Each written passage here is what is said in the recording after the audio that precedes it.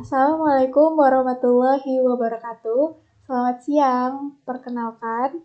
Nama saya Gedwan Dini dari jurusan Fisika Universitas Diponegoro, angkatan tahun 2018. Dan pada hari ini, saya akan mempresentasikan tentang hasil UTS saya di matkul Praktikum Fisika Radiologi Diagnostik dan Radioterapi, yaitu metode uji untuk radiografi umum. Lalu, adapun peralatan pengujian pada radiografi umum meliputi hal-hal sebagai berikut. Yang pertama ada luxmeter. Parameter hal ini luxmeter digunakan untuk menguji iluminasi. Lalu yang kedua adalah alat uji kolimasi dan ketegak lurusan berkas. Digunakan untuk uji kolimasi dan ketegak lurusan berkas sinar X. Lalu yang ketiga adalah X-ray multimeter berupa detektor dan base unit. Ini digunakan untuk uji akurasi, tegangan linearitas, keluaran radiasi, reproduksibilitas, kualitas berkas atau HVL, dan informasi dosis pasien dan AEC. Lalu alat yang keempat adalah filter aluminium. Al tipe 1100 lebih dari 99%. Alat ini digunakan untuk pengujian kualitas berkas HVL. Filter AI digunakan untuk metode tidak langsung. Lalu yang selanjutnya, ada pelat PB dengan ketebalan 2-3 mm. Pelat PB ini digunakan untuk uji kebocoran tabung. Alat yang selanjutnya adalah surveimeter, digunakan untuk uji kebocoran tabung. Selanjutnya, lembaran phantom perspex atau phantom PMMA abdomen digunakan untuk uji AEC. Lalu yang terakhir adalah alat atenuator aluminium 21 mm yang digunakan untuk uji AEC, densitas, dan uniformitas.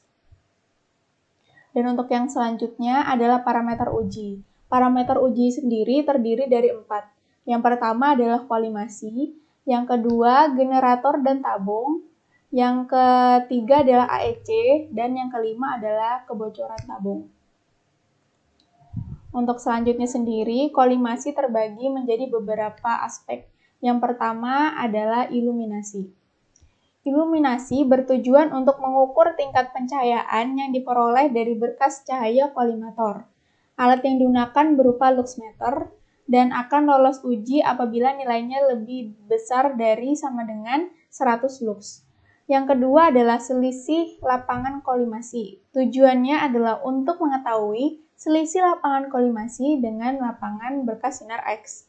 Alat yang digunakan adalah kolimator and beam alignment test tool dan akan dinyatakan lolos apabila nilai delta X atau delta Y kurang dari sama dengan 2%.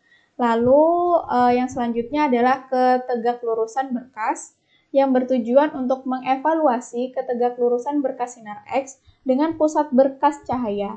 Alat yang digunakan adalah kolimator dan beam alignment test tool dan akan dinyatakan lolos apabila nilainya kurang dari sama dengan 3 derajat. Lalu parameter uji yang selanjutnya adalah generator dan tabung sinar X. Ini terbagi lagi menjadi 5. Yang pertama adalah akurasi tegangan. Tujuan pengujian ini adalah untuk melihat kesesuaian antara tegangan setting di panel kontrol dengan tegangan yang terbaca di alat ukur. Alat yang digunakan adalah non-invasive KVP meter, misalnya seperti Unforced dan Piranha, Waterpass, dan meteran. Uji ini akan lolos apabila nilai error maksimum kurang dari sama dengan 10%. Lalu selanjutnya adalah akurasi waktu penyinaran.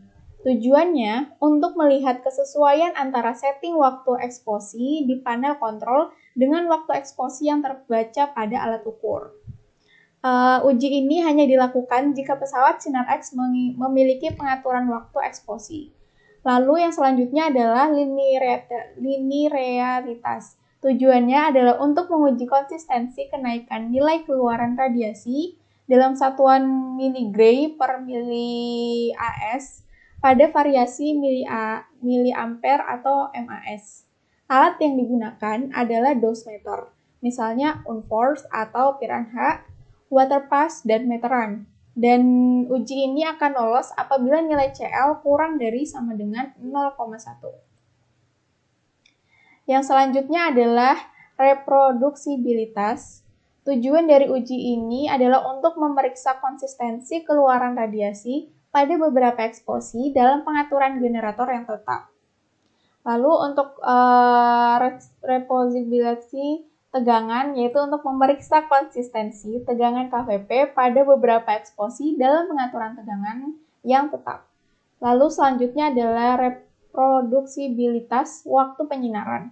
Tujuannya untuk memeriksa konsistensi waktu eksposi pada pengaturan generator yang tetap. Alat yang digunakan adalah dosimeter, misalnya saja unforced atau piranha, waterpass, dan meteran. Uji ini akan lolos apabila nilai CV kurang dari sama dengan 0,05. Lalu yang selanjutnya adalah kualitas berkas sinar X atau HVL. Tujuan dari uji ini adalah untuk menilai kualitas berkas sinar X dan kecukupan filtrasi untuk menyaring radiasi sinar X energi rendah. Alat yang digunakan adalah X-ray multimeter, filter AI, dan meteran. Uji ini akan dinyatakan lolos apabila nilai CV kurang dari sama dengan 0,05 dan nilai HVL lebih dari sama dengan 2,3. Lalu selanjutnya ada uji kebocoran tabung.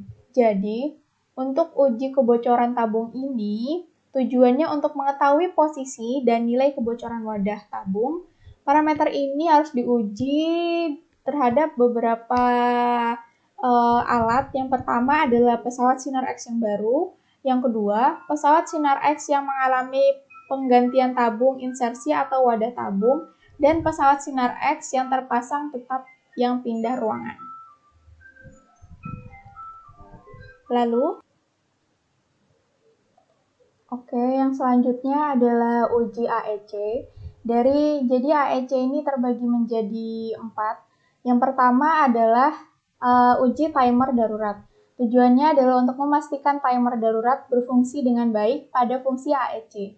Alat yang digunakan antara lain adalah multimeter, 2 mm Pb, dan nilai yang dinyatakan lolos apabila nilai timer cut-off kurang dari sama dengan 6 second dan nilai MAS kurang dari sama dengan 600 MAS.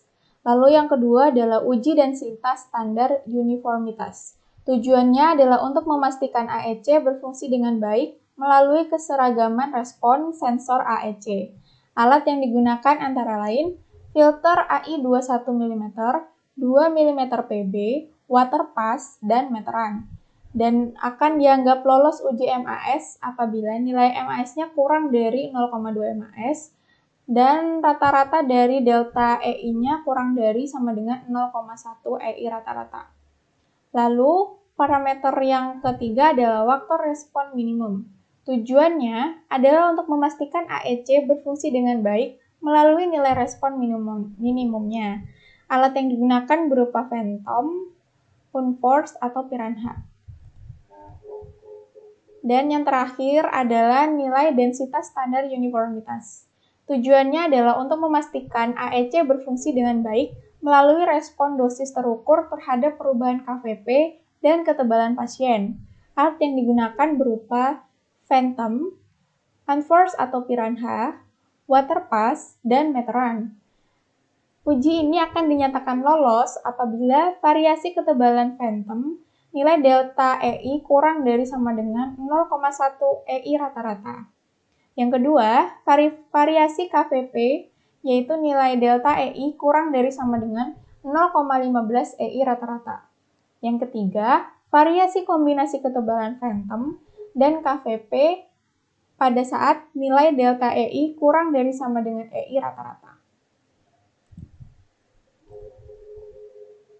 Terima kasih sudah menonton. Terima kasih atas perhatiannya. Mohon maaf apabila ada kata-kata yang tidak berkenan. Semoga ilmunya bermanfaat. Saya tutup. Wassalamualaikum warahmatullahi wabarakatuh.